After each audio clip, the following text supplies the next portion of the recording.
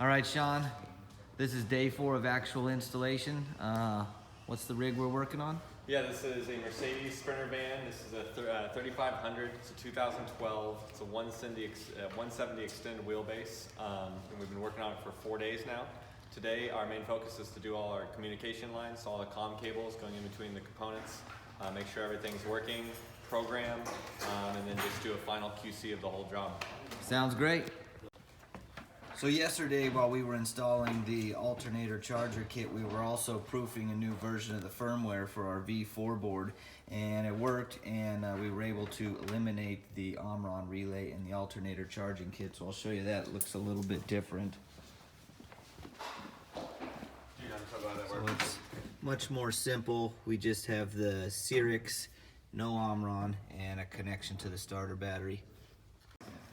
All right, I got Silicon Sean and Elon Musk here working on the comms cables. This is a part that requires a high attention to detail, and we usually do it last after everything is in place. One of my concerns when I saw them doing this, I was like, why are the terminals of the batteries pushed to the outside instead of up against the wall? Wouldn't that make it neater? And the reason is these M8 cables for the communication cables coming off the batteries, they would be smashed. It'd be too tight of a turn if they were switched around. So there's a method to the madness. All right, Sean, you've been routing a lot of comm cables. Can you tell me what your plan is, what you've been working on? Yeah, so all yesterday and the beginning of the day, we were finishing up these big 4-aughts and all our 2-aughts, and now we're on to our comm cables, so you can see there's quite a lot of them. We kind of do that last because it gives us a chance to really make things look really clean, kind of like you see over here, and tag those comm cables onto some of the larger cables, so you have a really nice route. The other thing you'll notice about our board over here is that we didn't put anything below this level, and that's the level of the batteries. That allows the customer, if they wanted to in the future, to add a battery, or even 2 in this case, to have the space for it without having to rework a lot of the cabling. Oh yeah, so the Lynx distributor, it can support 4 batteries, and if you had space off to the left or the right, you could attach another Lynx distributor to get 4 more. Yeah. And the Victron lithium systems, the VE bus BMS can handle a total of 10 batteries in one system. They all have to be the same battery. And if you mix and match different sizes of batteries, it would go off the lowest capacity battery. Anyway, back to you, Sean. Yeah, so when you're routing your cable, your comm cables, just keep in mind that you can always kind of backfeed things back into the wall if you don't want to cut things super short. And then everything's just kind of small zip tied together to create just one simple looking clean bundle instead of more of a rat's nest of cables. All right, looks good. Thank you. All right, Sean, tell us about some of the extra fuses we have in this system and what they're for. Yeah, so we have a lot of spare fuses that we're going to actually zip tie next to the source where that fuse would go. You never know if you're going to, something might happen, you blow a fuse, you're out on the road and you need a spare. So we have a spare little tube fuse for this. It's a 0.1 amp for the battery monitor here for the shunt. And on that BMV712 battery monitor, the temperature sensor doubles as a power supply to give the positive side of power to the BMV712. Yeah, and then you have a spare mega fuse. So this is for inside the Lynx distributor. It's the individual fusing of each battery. So we have a spare one of those. That's going into here if you need one.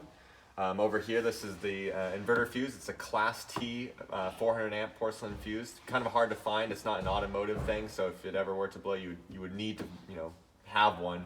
That would go here. And then we have one more, which is associated with our the power to the brain, the V4 system. That's a little mini fuse, a little 15 amps. So you can tell we have a lot of different fuses, so it's nice to keep them close and ready at hand in case anything were to ever go wrong. Okay, and one thing I'd like to point out about this particular configuration, we have the Class T fuse fusing everything outside of the battery. Sometimes we just do the Class T fuse on the inverter system, but this also fuses the charge controller and the alternator. And you mentioned the temperature sensor earlier for the BMV712. That goes on the positive terminal of the battery. Yep. We also have a temperature sensor right here that goes to our V4 board to protect the batteries from freezing, and that goes on a negative battery terminal. Currently, Sean is working on connecting the DC distribution system, so we use this cable right here. He's going to connect that into this DC fuse block, and this goes around and back. And just for convenience right now, we have our DC outlet right here with the USB and the 12 volts. All right, Sean, so you've been turning on various circuits here. You've connected fuses and you're turning on those master disconnect switches. What are you noticing that's encouraging? There's no fires. Yes. there's no hissing or shorting out noises. Good. And we have lots of really cool blinking lights. Okay, that's what we're looking for. Great, thank you. All right, I'm here with our systems engineer, Mitch, and we have the build out up to the point where we actually have power to our BMV 712. Mitch is going to show us what we need to do. I believe the first step requires actually pushing buttons on here, and then we can use the app. Show us how it works. That's right. So the very first time you set this up, you're going to need to input the amp hour capacity and also the auxiliary port function, which is the B2 port on the shunt itself. So after you've got it installed, you're going to see battery capacity, and as it flashes through, it scrolls, it's kind of hard to read. 0-1 battery capacity. Press select, and then go ahead and modify the battery capacity to the set amp hours that you have in the system. Which is 400. And then, yeah, so once we've got 400, we'll enter that. You'll hear a small beep right when you hit the select button. Okay. And basically, you'll want to press select to cycle through each digit to get through that up and down to edit each digit. Once you've gotten through that, now you press setup once. That brings you back to, well, it would usually bring you back to the main menu, but this is still the initialization. So you'll see that it says auxiliary input. 69 is the number corresponding. So now we just press select again, and in this system we're using a temperature sensor, so we're going to want to go to temp. This offers a start battery voltage, temperature, and midpoint voltage for systems that use 6-volt batteries. You can get a midpoint. So anyways, on temp, press select, and then once more we're going to press setup, and we are done with the... Okay, so that portion's done, the rest is on Bluetooth. Okay. All right, now that we've programmed the required settings into this, we're going to do the Bluetooth portion of the programming. And what that requires is an iPhone or a Droid. You need to go to the App Store and get the Victron Connect app. It's this one right here. And you also need programming instructions specific to your battery chemistry. And this laminated chart comes directly from our website. You click on the DIY instructions page on our website, and it'll bring up this chart. So the top section here under Victron Lithium, right there, that's how we're programming the batteries. So Mitch, walk us through this. What are you doing? Yeah, so if we finished the initialization with the monitor itself. Now we can continue with the app using our instructions. And as soon as I get this phone unlocked,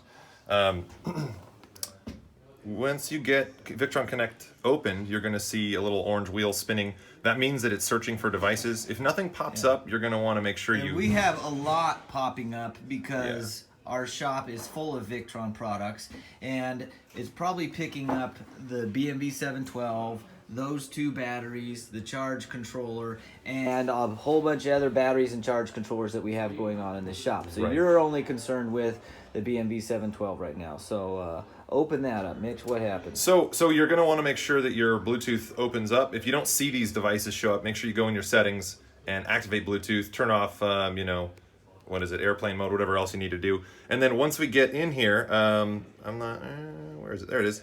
The brand new one we haven't programmed yet. You're probably only going to see one or two devices, but... it's connecting, takes a little bit of time. Okay, now it's asking for a software update. This is common, especially when you first start one up. So click the update button. You need to type in a password to get in there, and the password on these when you first start them is always the same. It's 60000000. So this will take a while. We'll start up again after this is done updating. Okay, Mitch, so the update finished. Now click continue. So you're going to have to find the device on the list again, and it's likely going to update again. That's typical for them to update There might be 2 or 3 couple times. versions of it. Okay, let's see what happens here. Maybe. Oh, we're in. we're in. Okay. Oh, no, update. Nope, we don't have an update. Okay, here it goes again. We'll be back. All right, the update is still going. This has got to be a good one. All right, that software update is loaded. Let's see what happens.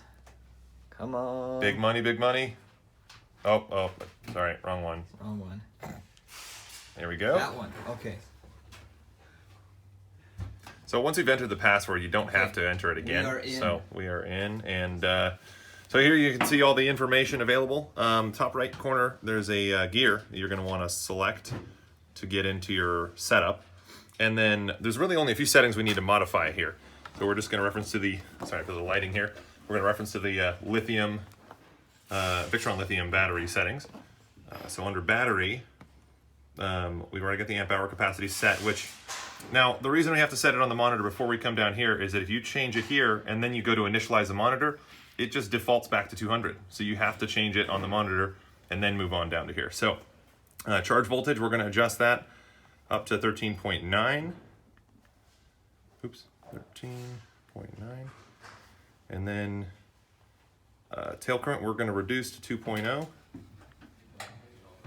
And we've got our Q grid exponent, we're going to reduce down to 1.1. Charge efficiency factor, we're increasing because these are lithiums, about as efficient as it gets. When and you then make that? That's a 98. 98, okay. And then we're going to move on from here. I think we're done. So the current threshold is just how soon it starts to read information. Time to go is really just how long it uses a reference of time for the time to go feature. And so over here we just go into miscellaneous, and we can change, actually this is already set, so temperature, this is one of the things we set earlier. Yeah. We're going to want to change that to Fahrenheit. That's listed in the settings as well. And then under the relay, We don't care about I'm sorry, that, do we? it's Not for this particular system. is it the, no, there's the sorry, charge efficiency factor, bigger exponent, low SOC relay. So that you do want to set the low SOC relay, but we're not actually setting the relay. What we're doing is setting the value to disable the floor. Basically, it's the time to go feature. We're enabling the time to go floor so that it knows when the batteries are dead and empty. And if you make these values the same, it doesn't act on the relay. So you've got 20% So, and 20%. Okay. 2020. So, bam, now that means that the time to go feature is going to represent the actual available capacity as opposed to the 50% that it defaults Okay. to for So flooded. everything is programmed. Oh, and then temperature coefficient. I guess I missed that one. So that's under. And Oops, sorry. That's under battery, I guess. No. Fahrenheit. Oh, it is right here. Yeah. Sorry, I missed it. Temperature coefficient. We're going to set to 1.1. Haven't done this for a bit. okay. Cool. And we're set. Now you go So back. everything is programmed. And right now it's showing that the status is 100% charged. That's not true, and I'm going to show you why in another video. You may notice that during the installation we were careful to keep this bottom row of cables up. Sean, show them why. Yeah, so this is just a dummy battery we have, and you can tell plenty of room for expansion. We can even Upgrade do options. one more battery. Very nice. Yeah. All right, while Mitch is here with his cheat sheet and his iPhone, we're going to program the charge controller. So now back at the device list, we can just select the charge controller and It might pull have a that up. software update as well. Probably gonna have to go through the same rigmarole. Yep, okay. So update password, Same 6 password, zeros. 6 zeros. Pair. Okay, loading, we'll get back. All right, click continue, it's loaded. Log into it again. Do that one more time.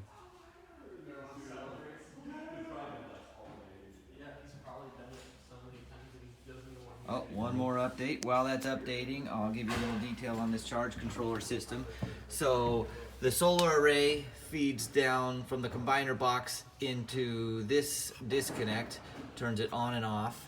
You can see the flashing lights on here. That means that Mitch's iPhone is talking to this right now, giving it that software update.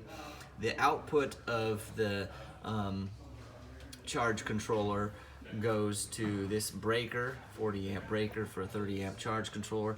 And then for the cold weather protection, that's not something that's programmed into the charge controller. That's something that's controlled through this V4 board. So it gets the temperature off of here, and this V4 board processes that signal, and if the batteries are frozen, it's going to cut power to this BP100, which will cause this to open and current won't be allowed to flow, so that'll keep you from charging frozen batteries. All right, the charge controller, the second update has been added, so I can hold this. Actually, we'll just put it right down there. So log back into it. All right, so back into the charge controller and see if we have another update or not. Wait for it. Oh, maybe we're done with the updates. All right, so starting at the batteries again, we're going to want to, so it does default to the batteries type. You do want to just leave that. So if you have a 12 volt battery bank. Yeah. So rotary switch, we're going to disable that, go to user defined, and that allows you to adjust the values down here. Because there's a rotary switch on the bottom of the charge controller. We don't use those. Yeah, typically we go ahead and program them custom. So 14.2 volts for absorption. Right. And then we're actually going to leave the maximum absorption time at 6 hours. And that's mainly due to derating. And then we're going to set this at 13.5. 13.5 volts for float. And we're going to go with equalization should match the bulk because we don't want to equalize these batteries, and we're just going to prevent that from happening. Yeah, equalization would be for flooded batteries. You notice it's disabled automatically, and then of course with lithium battery we just disable temperature compensation. Okay. And that's it. All right, so everything is programmed. Let's look back at the display here. So it shows the battery bank voltage of 13.13. Oh, that's the solar voltage, 13.16. So it's basically matching the battery. We're parked indoors. There's nothing going on with the solar panels, so no surprises there. No incoming current. Once we take this outside, we'll see something a little more interesting. And 0 watts coming in. One thing that's nice, you can look at the history. You can export the history to us. If you think something weird is going on, we'll be able to diagnose what might be happening with your system. All kinds of great features on this Victron Smart Solar Charge Controller. So in an earlier segment, I talked about how the BMV712 battery monitors showed the batteries as being 100% full, even though they weren't. This gets a little bit complicated. These are lithium batteries that don't really change in voltage depending on the charge level. They have to have a shunt-based battery monitor right here. So all current going in or out of the battery system passes through this shunt, and that's like a light resistance that creates a voltage proportional to how much current is going through it. And that shunt sends a signal to the BMV712 monitor, which then uses some formulas to process and figure out exactly what's going on. And when you start a system up, it's going to say 100% charge. It has no idea what it really is. It just only counts down. It's like if you gave a blindfolded person a glass of water, it's probably just assume that it's 100% full. You pour more water into that glass, it's going to get heavier. They're like, oh, this is heavier. Then you start taking water out of the glass, then they're like, well, that's less than it was, so it's we're down a certain percentage. You put a little more in, they're like, well, that's not quite as heavy as it used to be, so it's not 100%. Well, that's kind of how the BMV712 works. It reestablishes 100% every time that the total current that's gone into it has reached a new high, and then when you take current out of it, it counts down to get an accurate reading. So the BMV712 calibrates when the batteries reach true 100% charge, and you can tell when that happens when your charging sources like your inverter charger or your solar charge controller go into float mode. All right, Mitch, show me how this boost button works. What's going on here? So with the new feature we've added to the V4.2 board, you no longer need the Bosch in here. And what's happening is we've piggybacked the house battery side of the Cyrix to grab a 12-volt signal. We've fused it, sent that over to our switch here, and then that is sent back to the IB port of the V4 board in the system back there. So what that does is triggers a calculated response to the Cyrix, which tells it to close for a set amount of time, 30 minutes or 30 seconds or so, allowing you to start your engine. So all you have to do is hold this down for about 1 second. And you hear there the click? Yep, it's closed. So the two battery banks are paralleled now for 30 seconds. Great. So my understanding is that while you're installing this alternator charger system, there are some things you can do that can screw it up, which will require you to go to a factory service center to get some sort of reset. Can you explain in more detail what that is? Yeah, that is correct. So you have to disconnect the ground to the engine battery before you get in here to service anything. But before you can do that, you also have to wait about 10 minutes after you shut the engine off. So first, shut the engine off, wait 10 minutes, and then disconnect this one? No, so you first make sure the key's out. You cannot have the key in. So disconnect, shut the engine off, pull the key out completely. Do not put it in. And then you're going to find down here, right by the gas pedal, there's actually a post. We've already got everything connected up, so it's safe for us to connect this up. But this is a ground, so you'll want to pull the top down, push the button on the top down, and just pull back. It's really easy to disconnect. Okay. And then 10 minutes after removing your key. and then you wait 10 more minutes before you touch anything else to let the SRS system depower, so you're not going to have an airbag blow in your face. Okay, that's very important. All right, Sean. Physically, not much looks like it's changed, but a lot has. Can you tell me what we were able to do today? Yeah, we ran all our communication lines, so we have everything hooked up to our V4 board here, all our 18-gauge cable going to its sources, all our RJ45 cables going in between the inverter and the BMS system. So today was our main focus was doing all the comm lines and getting that done, and that pretty much finishes up the system. Okay, and we also programmed the BMV 712 and the solar charge controller. Yep. Tomorrow it's going to be commissioning the system, making sure everything works, programming the inverter, taking it outside, getting some sun on it, seeing what happens. All right, exciting.